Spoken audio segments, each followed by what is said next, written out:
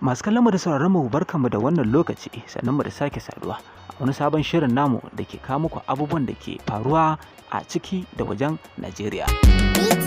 Kada ku manta da ci gaba da bibiyan mu don ci gaba da kawo muku labarai na ciki da wajen Najeriya da kuma abubuwan da za su nishadantar da ku. Za kuma ku iya neman mu a YouTube channel ɗinmu mai suna Hasken Afirka domin yi mana subscribing da kuma danna mana alamar ƙararrawa don samun labaran mu a duk lokacin da muka ɗora.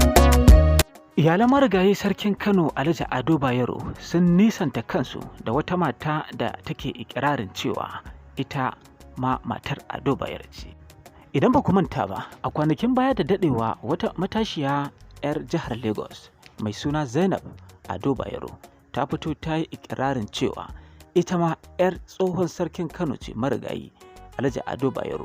Ta yi ikirarin cewar ba a raba gado da ita ba, inda har ta nemi taimakon gwamnan jihar Kano Alhaji Abba Kabir Yusuf da kuma taimakon shugaban ƙasar Najeriya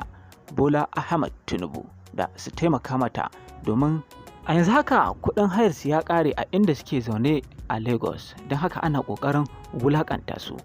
Don haka suka nemi taimako daga gurin gwamnan Kano Alhaji Abba Kabir Yusuf da kuma shugaban ƙasar Najeriya Bola Ahmed Tinubu. A cewar Zainab ba ta so ta yi wannan roƙo domin kada ta zubar da martabar gidansu, domin ita jinin sarauta ce, ya ce ga marigayi Ado Bayero. Hakan ya sanya gwamnan jihar Kano Alhaji Abba Kabir Yusuf ya aike daraktan yaɗa labaransa Sunusi Bature da Wakin Tofa domin kai musu agaji. Ba a tare da kai musu wancan agaji ba, wanda gwamnan jihar Kano Alhaji Abba Kabir Yusuf ya aiki musu da daraktan yaɗa labaransa Sunusi Bature da Wakin Tofa, sai kuma aka sake jin ita waccan da Zainab Ado Bayero wadda take ikirarin cewar ita 'yar sarkin Kano ce marigayi Ado Bayero, ta sake neman wani tallafin daga wajen gwamnan jihar Kano na gugan naira har naira miliyan 150 domin su sai gida a Lagos su huta da zaman gidan haya.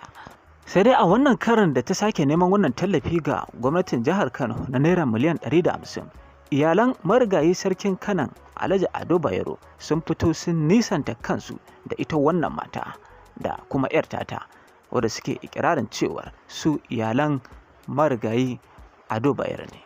Sai dai a gefe guda kuma wasu mutanen na tofa albarkacin bakinsu, inda suke cewa su fa lallai sun yadda wannan Zainab 'yar marigayi sarkin Kano ce Alhaji Ado Bayero, domin idan aka duba fuskarta za a ga akwai kamanni na 'ya'yan marigayi Alhaji Ado Bayero. A gefe guda kuma suna kira ga gwamnatin jihar Kano da kada ta baiwa wannan yarinya da take kirarin ita 'yar sarkin Kano ce marigayi Alhaji Ado Bayero wannan kuɗi da ta nema har naira miliyan 150. Kada ku manta ku ci gaba da bibiyar mu don ci gaba da kawo muku labaran ciki da wajen Najeriya.